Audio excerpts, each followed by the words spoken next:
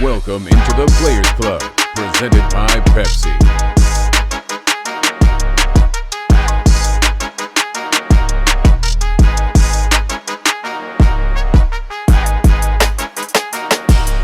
The Players Club is presented by Pepsi, the official soft drink of the Washington Commanders. And in part by Johnson Kendall Johnson, the official insurance broker and risk management partner of the Washington Commanders, where our passion is your protection. Now for your hosts, London Fletcher, Santana Moss, and Shawn Springs. Welcome into the playoff edition of the Players Club. I'm London Fletcher. As always, I got my two co-hosts, Santana Moss, 8 to the 9. And we got Shawn Springs, a.k.a. Bluefoot, a.k.a. Blue. Baby. Playoff edition sound good, man. It sounds real good. It's the play. I like that little ring to what it. Jim Moore senior say, playoff. Yeah. It's it. It's that time of year, fellas. Yeah. Oh, man. Fellas, how y'all feel about it?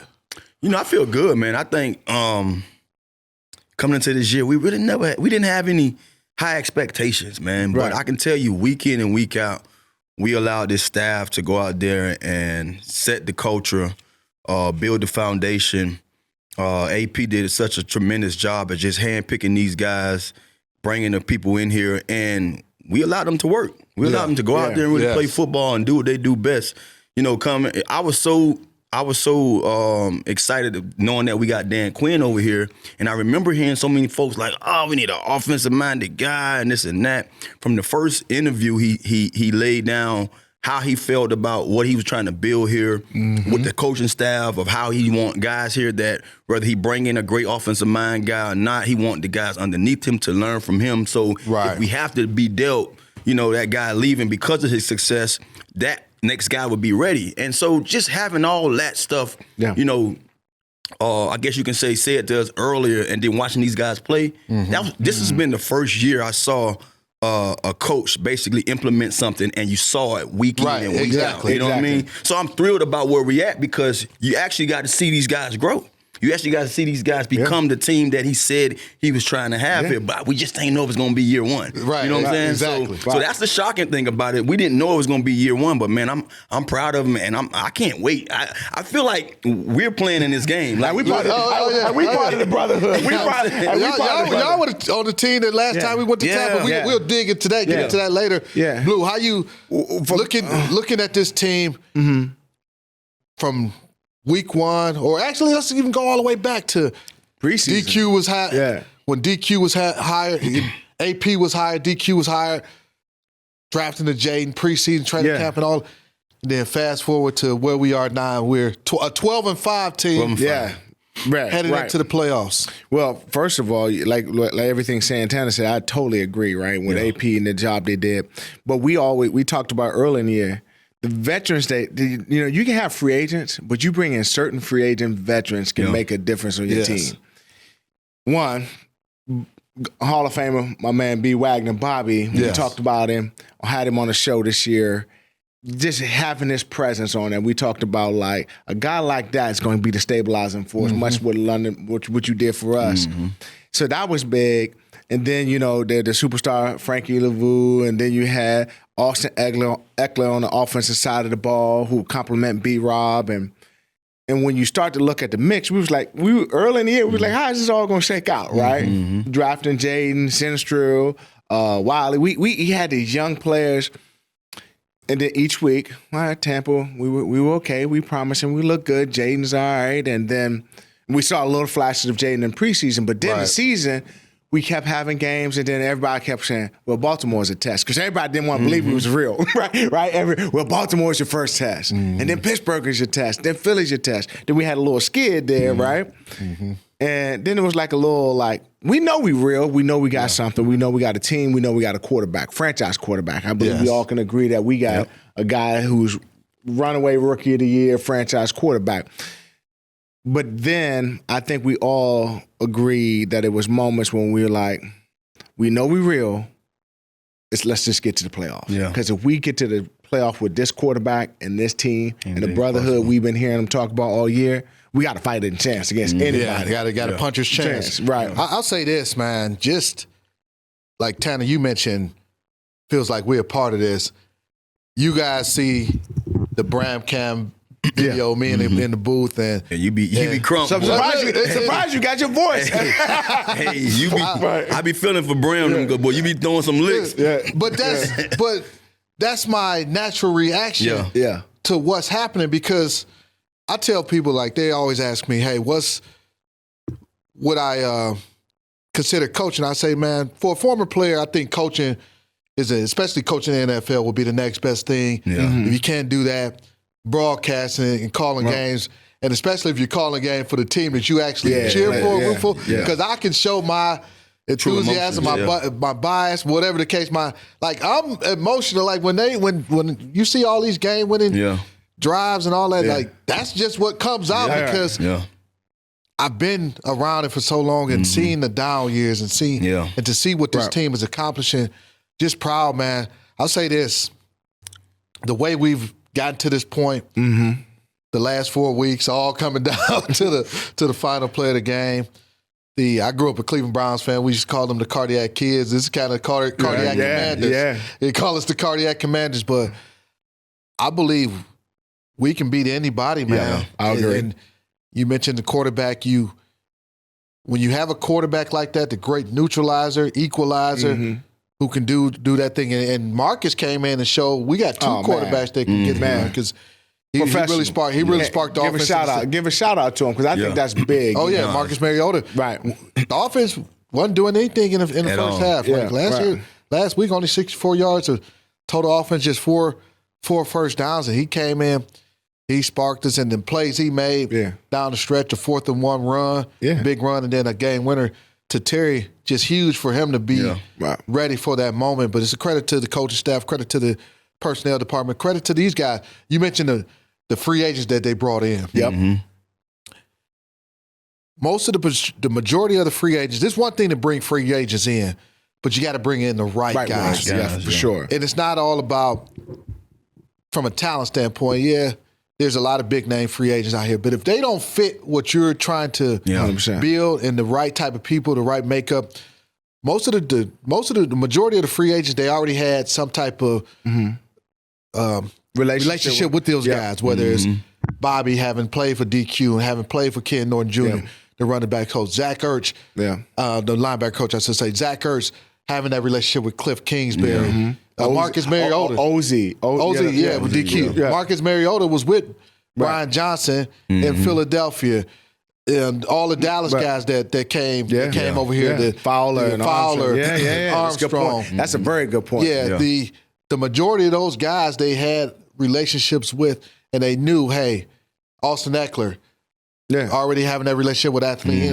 Lynn. So these are not only good football players, but these are the right type of people that we want to build our team around. Because to that point, we were all kind of shocked that DeHaan got let go. That's right. So I mean, maybe they were comfortable with Ozzie saying he could be that third guy, and then we see Diami now coming up. But that's a great point. Hey, fellas, so we got that victory. Yeah. You know what that means? Y'all know what that means? Yeah.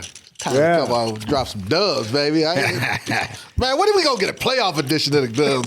Put some diamonds on that thing. Diamonds on this thing. Dubs of the week. Blue, I'm gonna start with you. Who you gonna give your dub to or dubs to? Well, for me, the dub of the week goes to Marcus Mariota. You named some of the things, but the team, obviously, we talk about it. Everybody's like, man, we struggled in the first half against Dallas, and you said second half we moved the ball. And a lot of it was, and we know as players how hard it is. You can go in the game knowing you're in the playoffs. Right. Now, you still got to fight for whether it's the 6th seed or 7th seed and where you go, but it's also a balance of who's going to play and who's not going to play. Yeah. Because you want to get into playoffs. More importantly, you got to be healthy, right? So, I attribute a little bit of the lackluster half that we had to guys just trying to figure out who was going to play together. And for me, Marcus Mariota came in and he showed that he was a pro. Early in the year, they talked about there was going to be a quarterback battle, even though we all knew who the quarterback was going to be. But for him to be started in Atlanta and then come in and do what he did, and something as simple as that 4th and 1, right? But big at the end of the game, I've seen quarterbacks throw the ball out, pretend you can throw it out the back of the end zone. Don't even give you a chance. Don't even give him a chance. Yeah. But he knew to go to Terry, my guy. He's the guy. Yeah. Let's get the ball to him, and boom. Hey, was there any doubt in your mind who that ball was going to? Nah, I've seen some guys throw it to like wasn't somebody no else. doubt, but if you really think about it, Right. and that was a tremendous, dub of the week call by you when it comes to Mariota. I think all of us could have easily picked Mariota. But think about the 2-point conversion. It was the same route, and he overthrew Terry. Exactly. Yes, right. So when we saw me and B-Mitch, we in the suite, and B-Mitch like, damn. And I look back, I say, a little too hot, a little too far.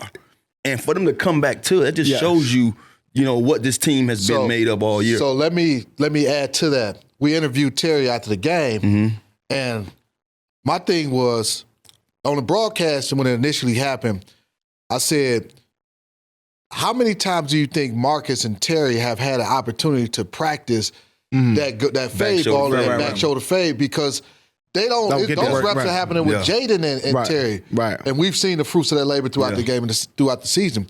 So we asked Terry about it, and Terry's like, after the first one, the 2-point conversion where it was too hot or whatever, he said him and Marcus talked it out like, hey, Veteran, I'll give Marcus give him more room. This is what he can do. And Marcus like, I'm gonna put the ball up a little bit higher, give you a more chance. So two veterans, they went on the sideline and talked it out after it didn't happen. And that was the game. So and speaking of you saying Terry basically spoke about giving him more room. You saw that because we talked about that on the breakdown with Logan during the command centers where, the guy had inside shade, but you're running the fade. You're running, you want to have, most guys, they get in their head as a receivers, especially kids, because I see my son do it all the time and I'm trying to teach him stuff. Oh, I got all this room out here, let me run to it. But that's what the DB wants you to do. You're a corner. Because you want to be able to use that sideline to your advantage. Right. So what Terry did initially is basically say, all right, I'm finna take away his leverage by stemming to him. Now we tight, and now I have all this room for Marcus to throw the ball to. So now, not only do I have the leverage now. I done took over his leverage because I'm in space. Now I'm running faster than him, so I'm gonna have a step on him when I separate, which he's still gonna be there. But Marcus now threw a perfect ball. Now I'm able to jump. So on a pretty good corner, by the way. Pretty good corner. Look, everything was perfect. Guy for picking the ball. Everything was perfect, and if you look at it, you like, bro, like, how could we keep being perfect on these last minute? But that just goes to show you the preparation and where it all starts from. And like to your point, to the last minute part. No panic. Yeah, no panic. No panic. And that's what he said, that they believe that they can fight. They can win the fight every time. And that's why you see, and, I want to use this to kind of transition into my dub of the week because, like I say, we all can sit here and say, Marcus, Terry, any one of those guys, I'm going to lead the defense for you. But I'm going to say Dan Quinn. Because that was how he say, he's a lot of times when he's talking to the media, he talk about badass players and badass. And he got on I remember we was flying back home that night. And he was like, hey, man, he got on the little intercom system and basically say, man, that was a badass performance. Get ready for a playoff game. We're going to Tampa. And, bro, the feeling I felt, I'm like, I love this dude, man. Yeah. This dude just know how to talk, know how to basically rile his lieutenants, all his soldiers up, man, and be ready for war. Yeah. So the reason why I want to give him the dub of the week is because I feel like it was a badass call after halftime to put Marcus Mariota in the game, knowing that, hey, I know the world want to see this young phenom. Yeah. We want to see this young phenom, but I want him to be healthy. Right. I want him to be fresh. Right. I'm going to put a guy in here who I know is more than capable to go out here and lead this team. And it's one thing of doing that. And put trust in it. Trust. Oh, yeah. Trust is everything. But it's one thing is doing that. The other thing is just knowing that these guys know that, hey, man, I have this kind of a team that I can call on my soldiers when I need be. Right. Marcus have showed his staff that, not only if I'm here on this team to be a backup quarterback, you can trust me at any given moment of the game. Now, that's fact. Let's go back to the last game that we won at home when, the young phenom took us down there and won that thing in the last minute in overtime. Yep. Who was the guy that lifted him up? Marcus Mariota. Yeah, that's right. So this guy has took on his role as a I guess you could say a mentor, a leader, and a quarterback that's, man, look, I've been here. I've been in your shoes. You might have a little more than I had when I was here, but I learned so much through my stints of different teams and different styles. He's a good dude. Yeah, so great dude. So my dub of the week, man, Dan Quinn, man. I think it's a badass coaching job he done all this year, man. You know, getting our guys ready to fight and be in every fight and go out there and win those games. And man, it just shows you this team definitely, basically, you know, walk in his shadow. Show you, man, that this is our leader, and we walk into the same beat as him.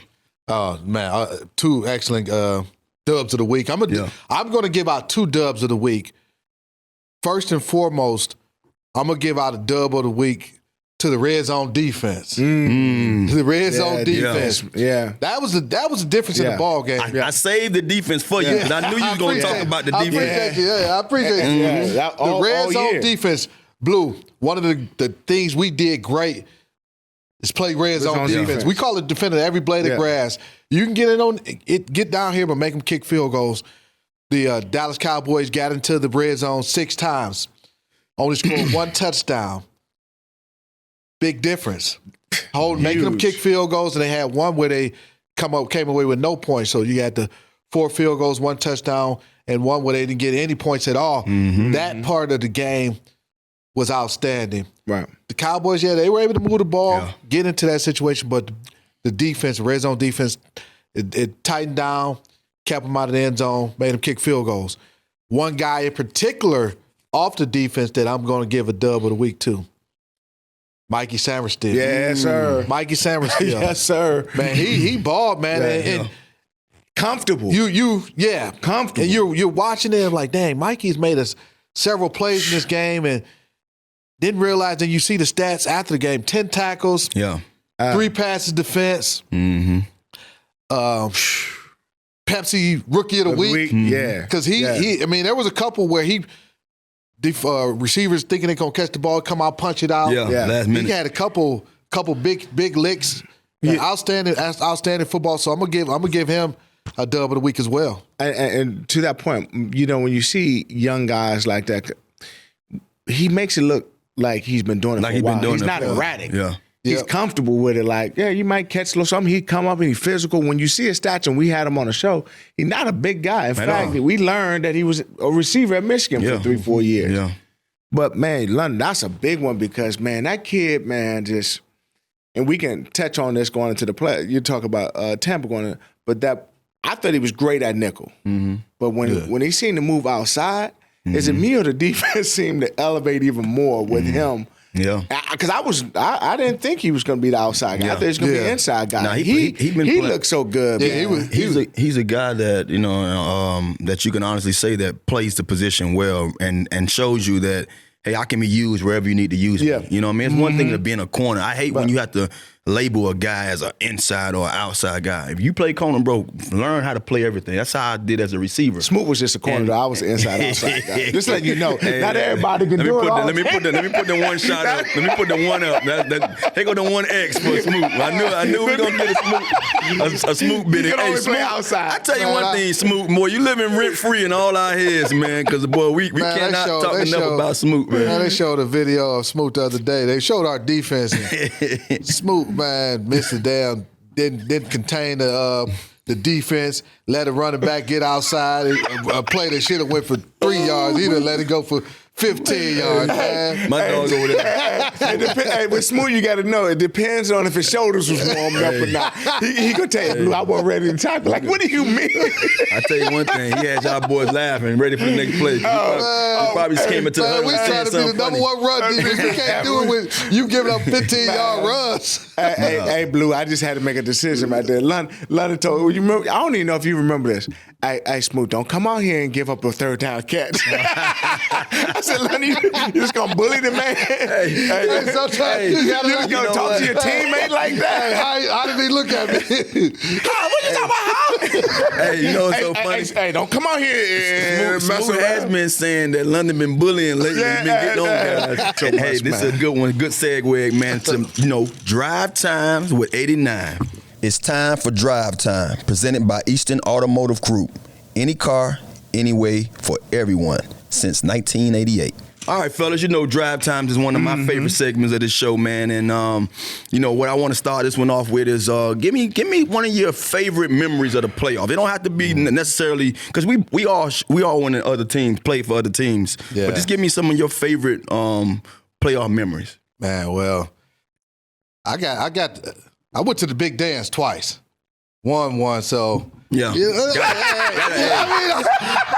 ain't trying to. Should I start with you? Should I start with? How am I follow that point? I almost brought my Super Bowl ring too. Hey, Big Fletch, that's how you feel. I don't want to even talk about my moment. I ain't going to flex on y'all like that. Damn. But I'll say this. 2 moments that happened the season that we won in the Super Bowl, 99 Rams. That the NFC Championship game against the Tampa Bay Buccaneers. We were losing that game 6-5. We're losing that game 6-5 late in the game, and Ricky Pro, who was like the 4th receiver on that team, made a heck of This the Tampa team with who? With Warren Sapp, D. Brooks, Rondé Barber. This is the Tampa team that went to the Super Bowl. John Lynch. Yeah. They ended up going to the Super Bowl a year later? A couple years later and winning it. McGannon. Yeah, so it was, they held the greatest show on turf. We had 5 points at the end of the ball game. Wow. And Ricky Pro makes a over-the-shoulder catch for the game winner to we were losing 6-5 to put us in the Super Bowl. So that moment, that game was in St. Louis. Game was in St. Louis. I know the catch. Yeah, it was crazy. Against they brought a blitz. Kurt Warner knew it. He had a guy free runner coming at him, so he had to stand in the face of pressure. It was on Brian Kelly too, I think. Yeah, Brian Kelly. Had to stand and deliver. And Ricky, like I said, he's the 4th guy. Yeah, he wasn't Isaac Bruce. He wasn't Torrey Holt. He wasn't Isaac Keem. Yeah. He was the 4th receiver, but he was a hell of a. Now, when I say 4th receiver, Ricky would have been a 2 on some teams. So, but he made a play, and then we go off and win the Super Bowl on the tackle by Mike Jones on the 1-yard line. Those 2 moments doesn't get bigger than that. Is to have those moments, those winning moments made in those scenarios, and those will forever be etched into my memory. Yeah. That's crazy. You got one? I remember that. I think my favorite memory probably is last time we went down to Tampa. Oh, okay. Just playing that game. That was a tough game. That was a tough game. Yeah. It was hard fought. We ended up beating them 17-10. Yeah. But it was just we had 2 interceptions. We had an interception by LeVar got an interception in the first quarter. LeVar Arrington tried to run that thing. That boy running like running on steps. Look like a running that boy running on steps out there. But the thing but the thing I'm most proud about is that was a game where it just felt like we went down there and beat a good team. Yeah, and I remember like the better team won, but it was like. And I was just like, wow, like we got a shot, we have a chance. But that was a good game. I just remember just being a good game. What's interesting about that game, I just saw some highlights the other day. Shawn picked up a fumble, ran it back for a touchdown. So you think about it, that's 3 turnovers. Like it's impossible. As good as that Tampa Bay team was, they still. Bro, they had a touchdown. They bombed us big time. I think it was Rodgers or something. Carlos had great coverage on him, but I don't know if he had help or not. But that guy got between the safety and Carlos, caught the ball, but some kind of way didn't hold on to it when he came down. It was called incomplete. That would have been like a deciding. That play was on Smoot. Nah, Smoot wasn't hit that year. He had just left. Still was on it. Yeah, even when Smoot not here, we calling his name. But no, honestly, so if you think about it, like. It was 10. It was crazy though. You know the feeling I'm talking about, right? And we had three turnovers that game. So that's how difficult it is to win in the playoffs. You know what I mean? Because you got a team that they at home. Tampa was at home. It was in Tampa. It was in Tampa. And they still only lost to us by 7, and we had 3 turnovers. So that's going to me. I look at games like that and playoff games and moments and memories, man. Yeah, it's just a way of having it, but that's where you want to be sound. And I got a negative memory from the playoffs too that y'all might remember. I was in the Seahawks game when Matt Hasselbeck goes out on the coin flip and say we want the ball and we gonna win. You was on that team? Oh, you on that team? I was on that team. How cold was it? 2001. Man, it was like negative 30 degrees. It was 2003. 2003, yeah. Man, it's cold as hell out there. It's about negative degrees. Our receivers dropped about 10 balls, but we balled them, right? And I never forget, we've been hitting them on hitches all day. It was 3rd and 4 or whatever it was. They call a timeout. Was it Al Harris? Al Harris. They call a timeout. And Coach Hungerman had been telling Matt, do not throw outside, throw the hitch outside to number 1. Throw it right here at number 2. Boom. Yeah. Get the hitch, get down. Bobby Ingram's killing. Yeah. Man, they called a timeout. Al picked it off, ran it back, man. The whole stadium went crazy. I remember that like it was crazy. I was like, that's one of the best plays I seen Al jump. You asked Al, I was like, man, what happened? He's like, Coach told us we're going to either lose it here or we're going to win it here. Jump it. Yeah. Everybody, jump. Yeah, because Al, a Florida boy, South Florida boy from Fort Lauderdale. And I remember, that's one of the things you have connection-wise playing in this league, especially playoff time when you're not in the dance, you're not on the show. We wasn't in the playoffs that year in New York. I was in New York at the time. I had a great season that year. That was my first 1,000-yard season. I remember sitting home watching that game. Crazy. And kind of like rooting. I had no team that I'm really rooting for, but I'm picking out players, so I'm looking at it. And Al was one of those guys, so I always heard about and watched play. So I was geeked about that. My fondest memory of the playoffs, so when I was in New York, I was just telling a fan this the other day.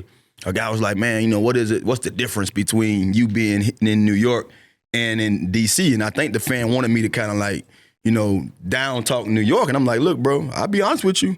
You cannot be happy somewhere but still have success. Right. See what I'm saying? Yeah. I feel that I wasn't pleased with New York because I was just a young pup that didn't really want to be in the Big Apple. Like it was too big for me, I think, coming out of college. But once I got to playing, everything simmered down. I was playing football. I cared less about where I was at because I could go home when I'm done. Yeah. But my success, as far as the team wise, 4 years I was there, went to 3 playoffs and went the second round twice. You see what I'm saying? So, bro, my first real fondest memory of the playoffs was year 2, which was it was 2002, which was my first real season of playing because 2001 I was hurt the entire year. I played the last 4 games of the season and I wasn't even a shell of myself. I was just out there. My leg was able to be out there, so coaches threw me out there. But year 2, and I believe that the Colts had just got out. I'm not sure what year they had just left out the division. That was my first year in the AFC. So they just left out the division, the AFC East, and we played them first round playoffs at home. New York. Y'all won our division at like 8-8 or something? Yeah, we won a division that year. What year is this for Peyton? What year is this? 4? This has been his 5th year. So he's in the mix. He's in real form. He's rare. He in real form. With EJ. Bro, we beat those dudes 40-something to 7. EJ was on the team. EJ had to be on that team. Yeah. Him and Reggie Williams stood there. Yeah, they were loaded. Both of my guys. That team was loaded. So we beat them 40-something, and don't quote me, but I might need Maddie to fact check this for me. It was either 40-something to 6.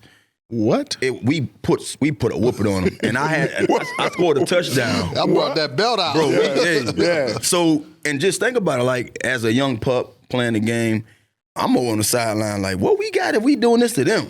You know what I'm saying? Right. And it was just like one of those memories I'll never forget. I remember Wayne Quebec. Me, Wayne Quebec, and Coles. That was the year.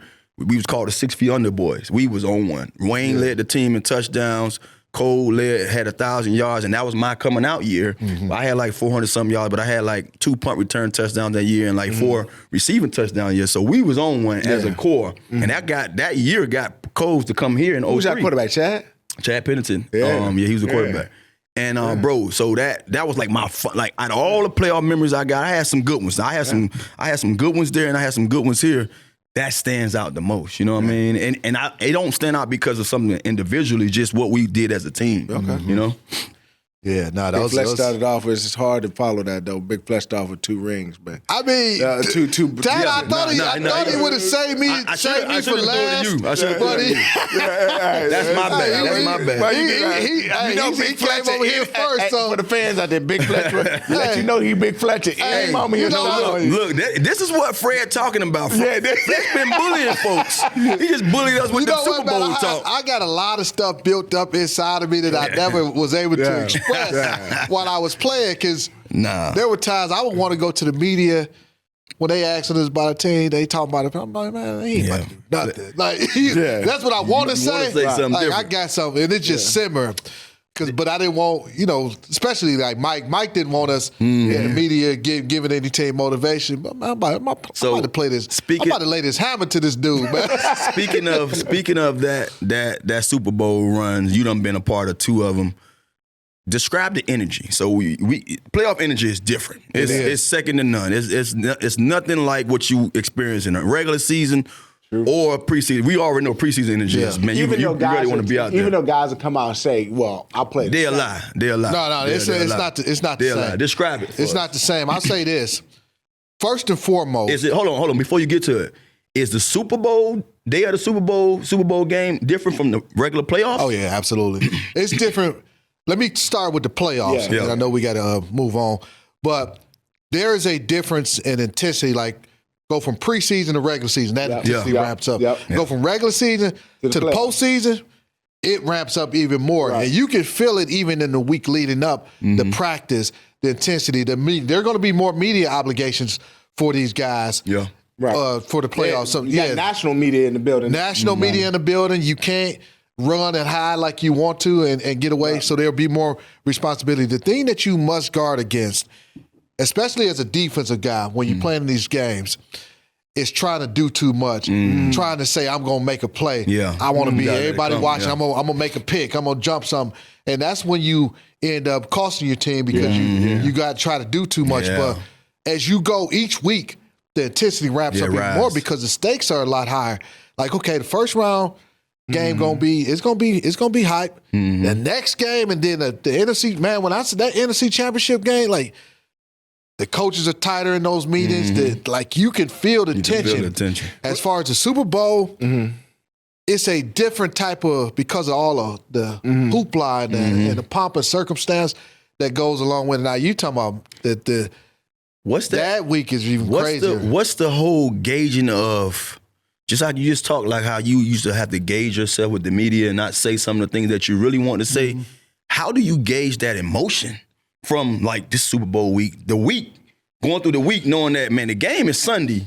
You can spaz out come Monday because you're just so overly hyped about it and not be yourself come Sunday. How did you gauge that? How did you hopefully you got somebody, whether it's a coach, a veteran player, somebody who's gone through it before to try to help you navigate that beforehand. Like, hey, in your team meeting, before you even leave your building to go to the city that you're playing in, just kind of getting those guys like, hey, don't try to talk too much in the media. Still kind of go through your routine. Handle your ticket situation. Get that out of the way.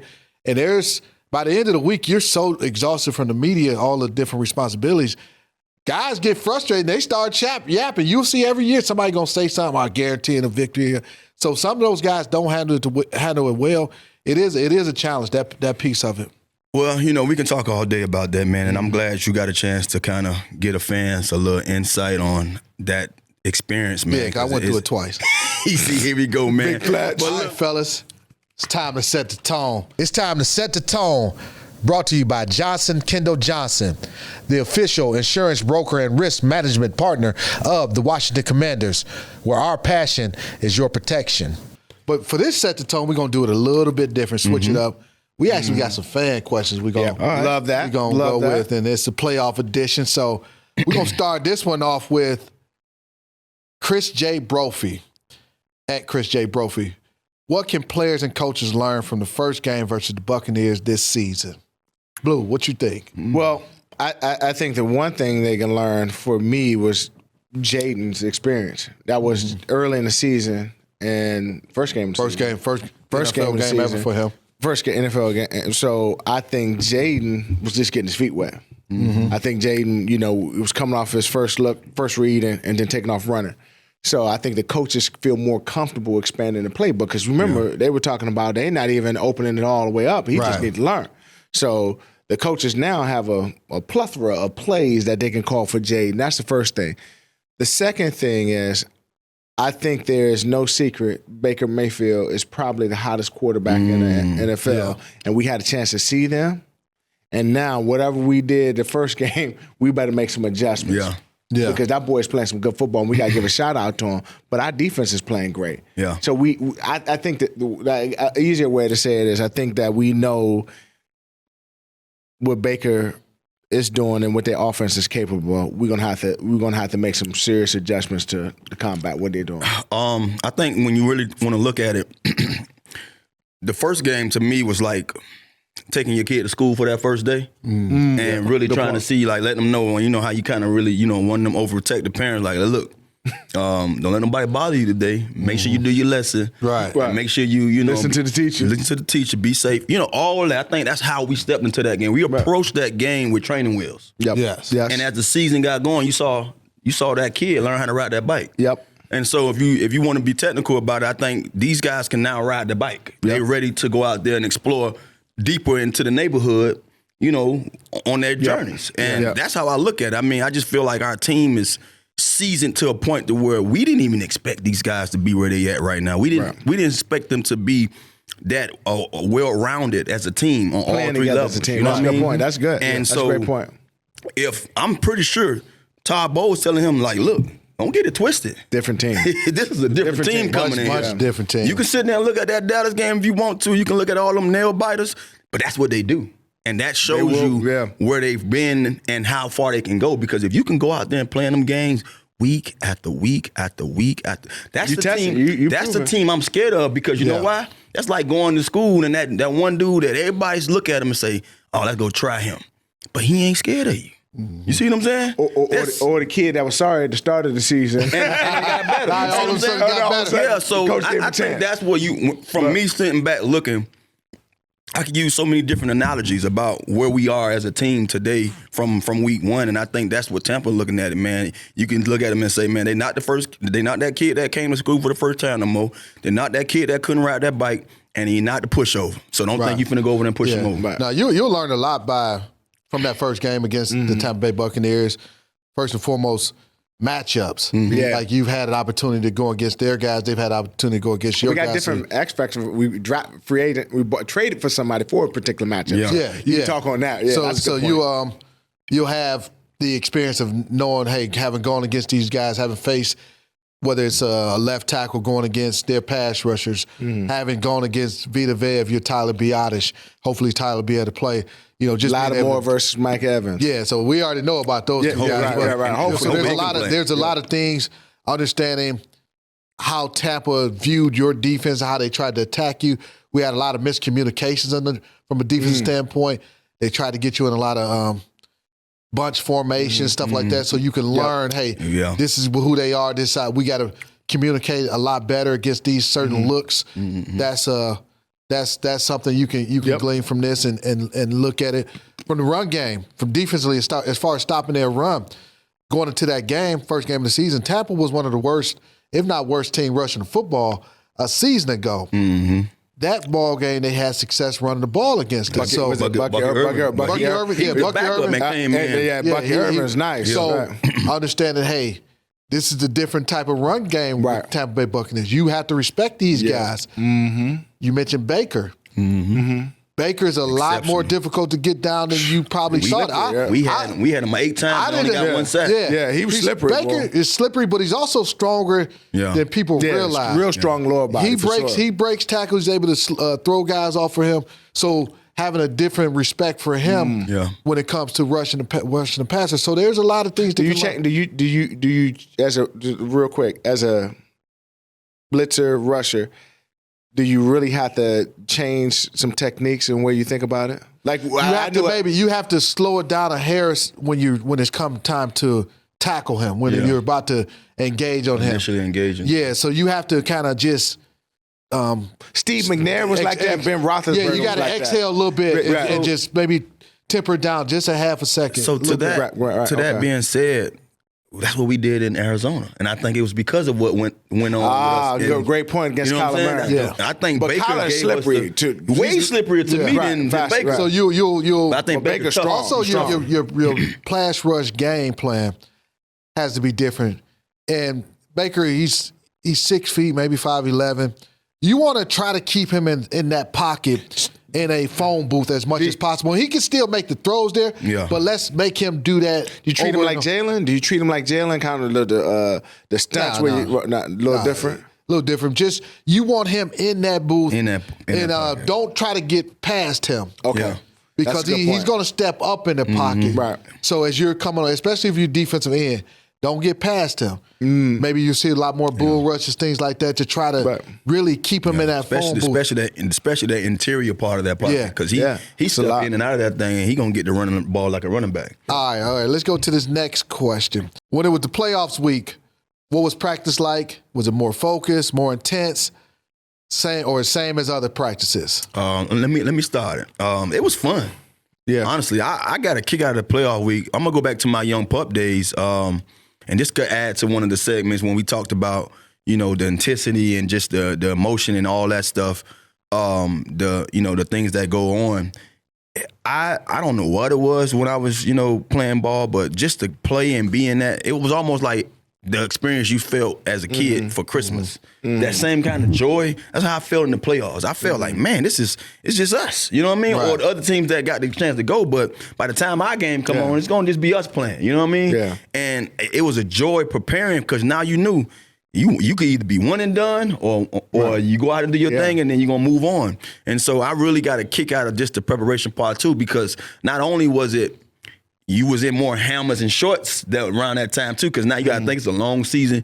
Coaches ain't trying to beat you up, and they know if you can't come up here and play with your hard hat the way it's supposed to be played, then we won't be having you on the team next time around. Yeah. So that's what I got a kick out of, just knowing that, man, this is like gonna be like a up tempo walkthrough type vibe. Yeah, we're gonna go out there live with the and we got more work against our one defense too. Yeah. You know what I mean? We did a lot more things with the ones. It was one-on-ones because we know like, hey, this playoff time, we got to go.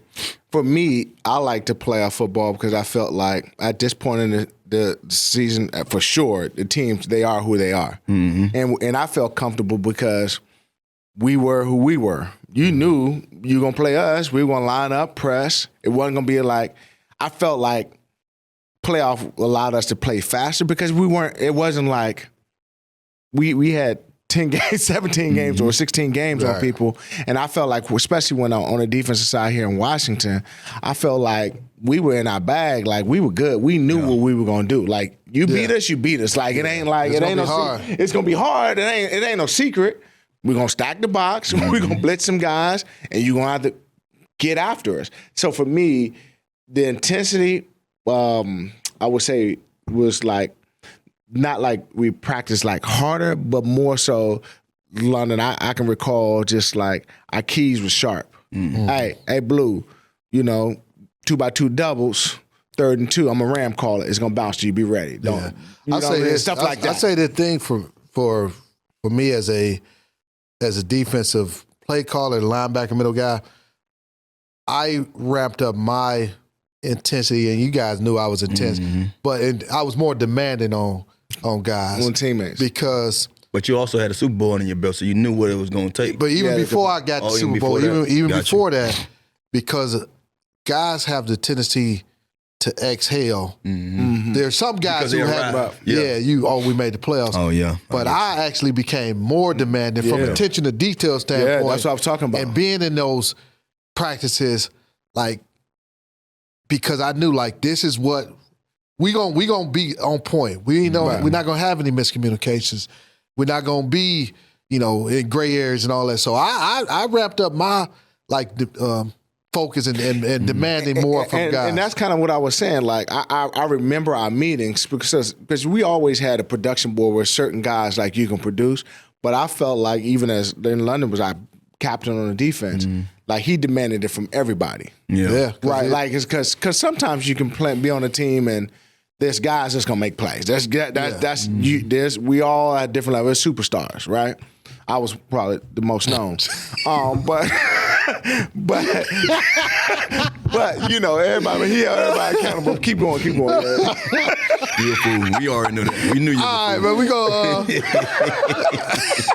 We gonna do one last question. So this question was from Junior D Mom 30. It's a 2-part question. Okay. Now she's mentioned it to me and Bram or me, but I'm gonna throw this out to you guys as well. It says, London, you and Bram final calls this last month and all year have been epic and a great reflection of the fans' excitement. Which game winning moment has been your favorite? So I'm gonna pose it all out for all of us, not just me. To be honest with you, it's easy to sit here and say the hell Noah. Yeah, we had this last It's week. easy to say hell Noah, Right. but I'm gonna go and say, the Philly one. You said the Philly. Yep, that's I'm gonna right. say Philly. I'm gonna say Philly. I say the hell Noah had us all because I think that was like one. You know what I mean? That was like the one at the time. You know, but that Philly one did something different because to me it was just that I can't say we. From the looks of things, we didn't have a chance in that game. You see what I'm saying? Like to me, I thought, man, just keep fighting, y'all. But at one point, the game, but we was beating the brakes off Philly. I mean, you talking about the Philly guy? I'm talking. Yeah, the Philly guy. I'm thinking the Bears. They beat the brakes off them dudes. The Bears, they were trying to hold us back. Philly game got out of hand early, you know. Yes. But for the sake of just some of the things that was partaking in the game, that I kind of like, you know what, I have a chance. You know, I didn't really know how much of a chance, but I'm like, bro, we still in this thing. Like we were scoring. I mean, before you know it, by the time we made that walk from the suite to the tunnel, I'm like, oh man, we got a chance. So the Philly game stands out to me because it was just as recent as all the other couple of ones that I could have mentioned. But I think being that it was the divisional game and a rival, it was sweet to have a game-winning touchdown on that one. I'm pretty simple. The hell Noah was like.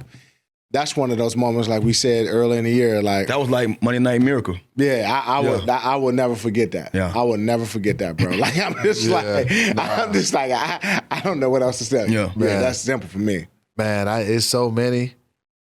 And that's the crazy part about it. I'm gonna say the last one, and with Terry and Marcus Mariota, and I'm saying the last one only because it's Cowboys, and also you're trying to win your 12th game, solidify your 6th seed. It's the Dallas Cowboys, and we were on a 4-game winning streak. You want to have momentum going, continue to go into the playoffs. That was big. You're right. So to come back and to play the way we played in the first half, but the 4th and 1 play that Marcus had to get us down in that position, and then for him and Terry again to make that catch, for Terry to set the franchise record for most TD receptions. He had a vice grip on that football. Yeah, he was not going to let that. Not only that, watch it to the tuck. He caught that thing, and you know it's difficult because you know them DBs wait for you to bring it in. And Terry, you usually want to go like that. Right? You know, normally we catching it as a receiver, we looking for the ground. Right. Terry, like, man, I know where I'm at. He caught it, watched it to the tuck. Like he literally watched every piece of that ball all the way to the tuck. Right. So. So I'm gonna go with that last one. That last one as my favorite moment, man. They all good. They all great questions. You been in the booth yelling like they all, you know. I'm a fan, man. Hey, what did you say, Bram? You know, I'm sure he got knuckle prints on him. He got to get his weight up. All right, fellas, that's it. That's set the tone right there. Welcome back to the Players Club. We got a new section called Run It Back. We got our favorite running back. My man B-Mitch. What up, brother? Good to see you, brother. What's happening with you? Welcome to the Players Club. Appreciate it. It's playoff time. Yeah. Give us some of your thoughts around this, man, this team. I've been excited about this team. You know, I've been covering this team for a long time and hadn't been a lot to cheer about, you know. And right now, what is going on, you know, you look at the ownership, the front office, coaches, and the players, they all get it. You know, everybody seems to be on the same accord. And we now are light years away from that first game. Yeah. Where we saw some things that we didn't like, but hell, they've corrected a lot of those things, and I'm kind of confident about this game coming up. Yeah, because we obviously opened up with Tampa, so you know, and you had a chance to go down there the first time. What's going to be different this time, you think? Well, I think the difference now, in that first game, you saw a veteran defense coordinator and Todd Bowles be able to do some things that kind of affected Jaden a little bit. You flip it over, Baker Mayfield was masterful. They got to him, they just couldn't get him to the ground. Right. I think the ultimate thing now, if they can get to him and get him to the ground. And Jaden, I think you look at him over the people he's seen 2 times. The next time he faced somebody, same things don't work that worked before. He's a much more mature kid now. I think overall the team is better, and I expect them to go out there and play better. It should. And if you got, y'all can chime in anytime. So one of the things that Ohio State. So one of the things we talked about, obviously, you're seeing the second time, seeing Tampa the second time. We talked about touched on Baker Mayfield. You know, if you had to think about going down to Tampa, and it's what is it going to really take to win this game, you think? Well, when you go on the road in the playoff game, me and Tanner talk about this all the time, winning the turnover battle. Right. You have to do that. But the ultimate thing is, I saw them get opportunities in that first game, and they did not capitalize off of them. You have to capitalize off the opportunities that you get. And what I've seen throughout the year, you know, this team in the first half, they have not been good against the run. But they've done some things in the second half where they eliminated some of the better running backs in this league. Yeah. So I think if they could start the game and if don't wait until halftime, begin to make some adjustments early on. You Because got to make those adjustments on the sideline. yeah, you know what can what changes you made throughout the year that made your team, your defense better. You have to do that. I think if Marshawn Lattimore is healthy, that's a big plus for the defense. Yeah. Because all of a sudden he can cover Mike Evans, and you can play games with the other guys. Do you want to put him on Mike Evans coming off a hammy, or you could put him on the other guys? And I think you could play him around, but what I've learned about Dan Quinn, he ultimately doesn't like his guys on the field until they're healthy. Yeah. And if Mike Evans, I think, was more important playing against Tampa this week than playing against Dallas last week. Yeah. I really believe if Dallas was a playoff game, he would have played the game. Hey, B-Mitch, so you, like myself, are a former champion. They sandwiched between two champions, man. Let me call it a bully. Champion sandwich, huh? Yeah, 2 bookends. I'm about to join Fred. in London. You were part of a team that had the last playoff run, playoff run, that 91 Super Bowl team that many consider one of the greatest in the NFL history. This team, especially on offense, has tied or had some of those records that have only been done since 1991.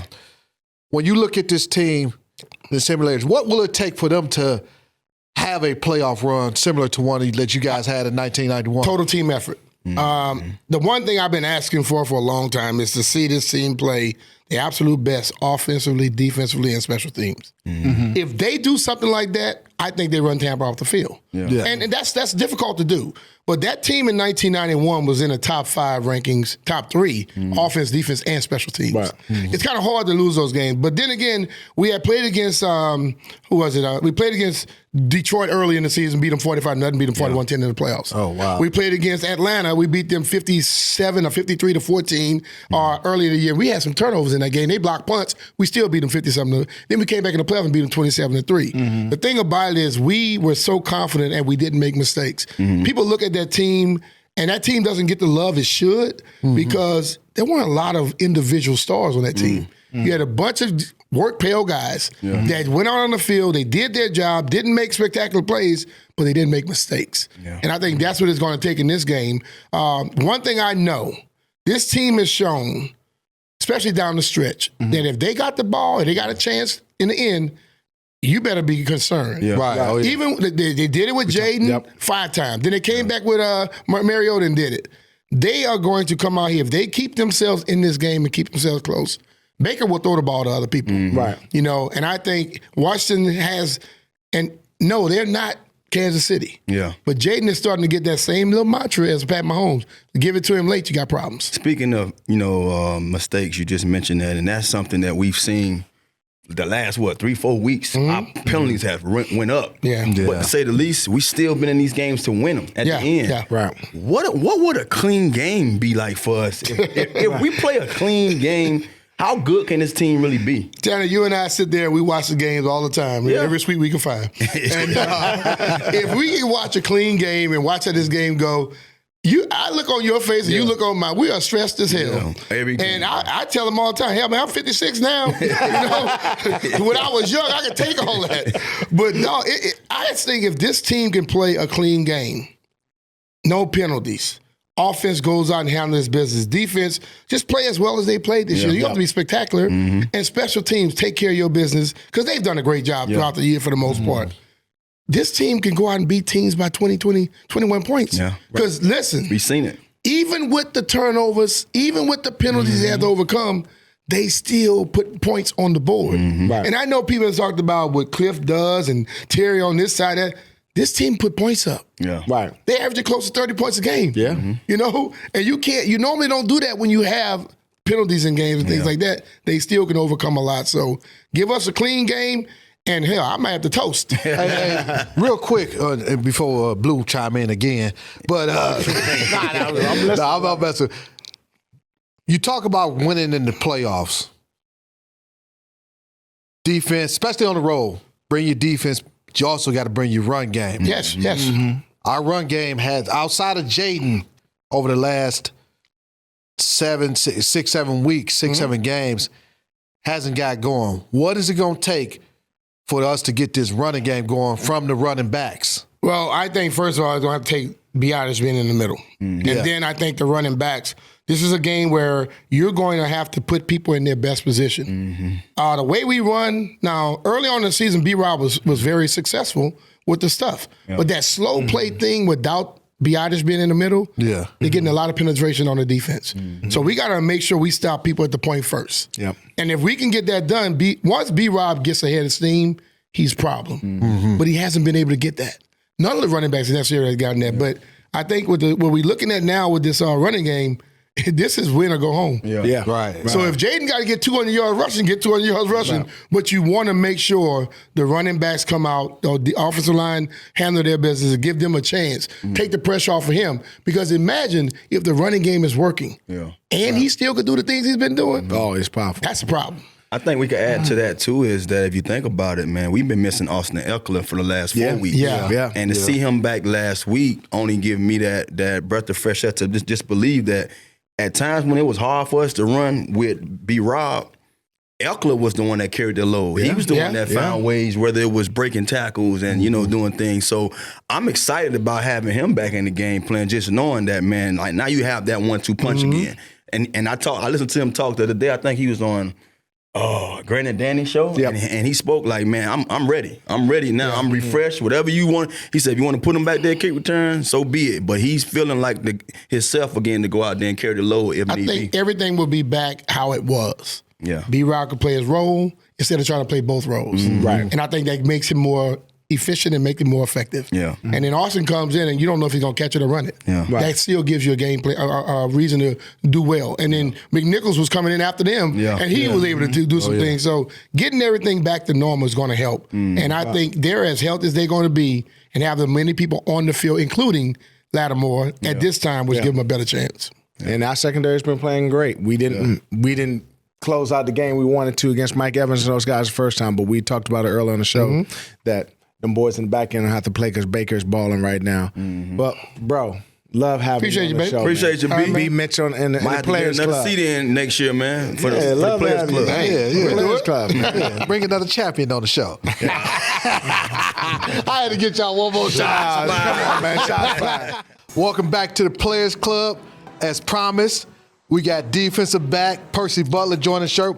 This is your ice cold player presented by Pepsi, the official soft drink of the Washington Commanders. Percy, we appreciate you joining us, man. For sure. Appreciate y'all having me, man. All right, man. Percy, this is your 3rd year in the league, man. This season has been crazy. A lot has changed. For you, what has this season been like, man?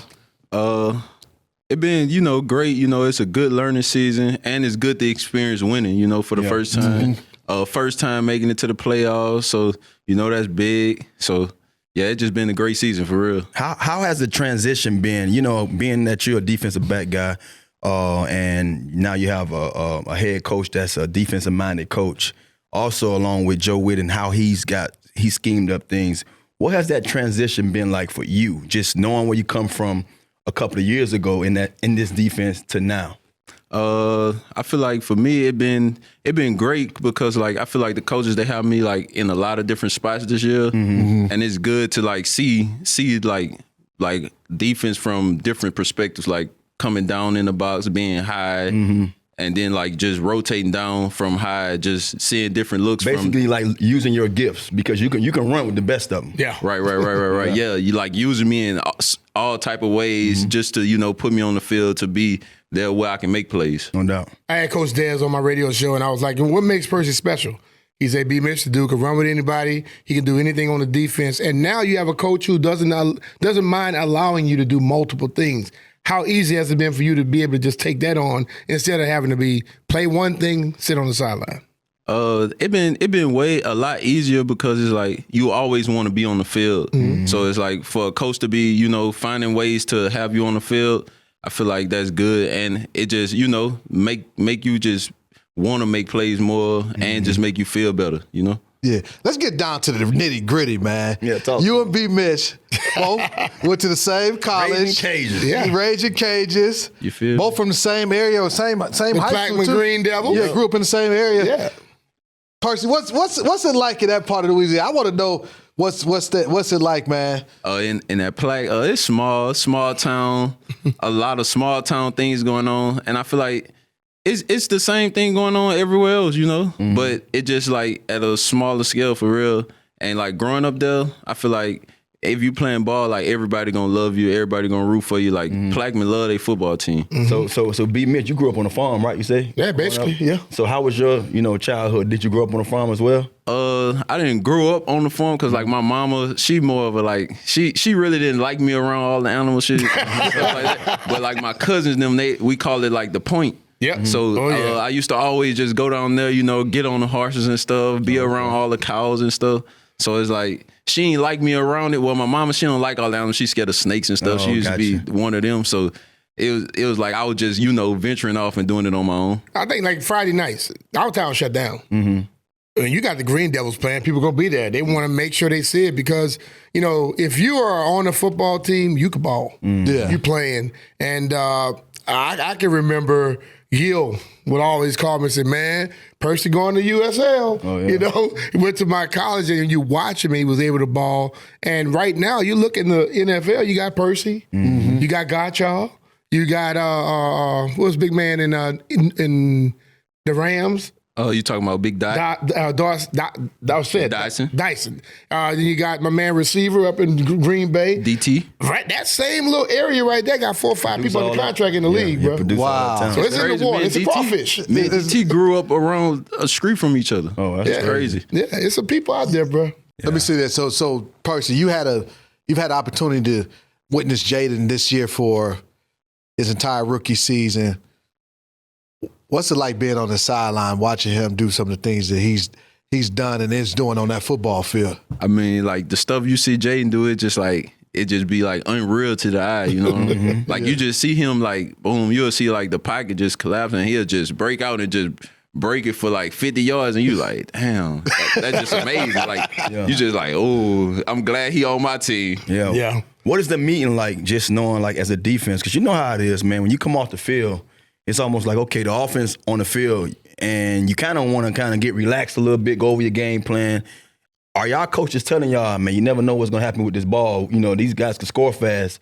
Are y'all kind of on cue knowing that, man, anything can happen with our offense, or it's just, work as normal? Coach Simmons, he down there with us, and he always preaching, be ready for the next play. Like, no matter what, he just, like, always preaching, like, trying to have us ready and keeping us focused and into the game. Like, if we sitting down for a long time, he'll tell us, come over there, stand up, go watch the game, watch the game, just making sure we don't get, lost or like just feel like on the sideline too long and then just start thinking about other things. Keep the blood flowing. Yeah, we talk a lot about Jaden as well, but you all have a young guy in your room, Mikey Sarenstiel, who's come here, and that dude seems to be years ahead of his age, to say it like that. What's so special about him? You could tell like when Mikey first came in, you could tell like he knew like so much about the game, and I feel like Mikey knowledge it helps him so much because like Mikey even be helping like vets in the room. You know what I'm saying? Like Mikey, he watch a lot of film. He he real like into football and he loved football, and you could tell like from like the first day I met Mikey, you could tell like Mikey is a football guy. Dan Quinn and a lot of guys that we've had on the show, pretty much all the guys have talked about the brotherhood. This brotherhood. DQ has set that culture, and really that's part of the mantra. What does that brotherhood mean to you, and what's it like? For me, it's just, like all my brothers, like I was saying, like I ain't have a team like this close since college, and like we was winning in college. Like we probably had the best UL team in history, and I feel like all of us was so close. Like all of us, like right after practice, we all together. And we just hang together. Like my girl, she used to be mad at me. She's like, you always be with them. You don't want to spend no time with me. And I feel like it's the same right now. So I feel like being so close-knit, it just help us, want to play for our brothers. Mm-hmm. Yeah. Well, good, man. I love it, man. And we can feel it. We all played here. We feel it too, brother. Yeah. We see it. I hope y'all feel that from us because after that game, you see, I'm hyped, dog. Listen, you trying to get B-Mitch I wish I could still play, to be honest with you, because what I'm seeing y'all do, bro, it makes me feel so good. And I know Revo said, it's so good to see the legends that sitting there supporting you and having y'all back. And we have y'all back because y'all pull us to make sure y'all have y'all back because y'all playing so well, man. We appreciate what y'all have done this year, definitely. Oh, yeah, we appreciate y'all's support, man. No doubt. No doubt. Hey, Percy, with all the guests that come on the show, man, we asked them to sign this football for us. If you wouldn't mind putting your autograph on that, bless us with it. Playoff edition. Yeah, playoff edition, man. We can't wait to see y'all this Sunday night against the Tampa Bay Buccaneers. All right, that'll do it for this episode of Players Club. We'll see y'all next week. That's right, I'm predicting next week, same time. Let's get it.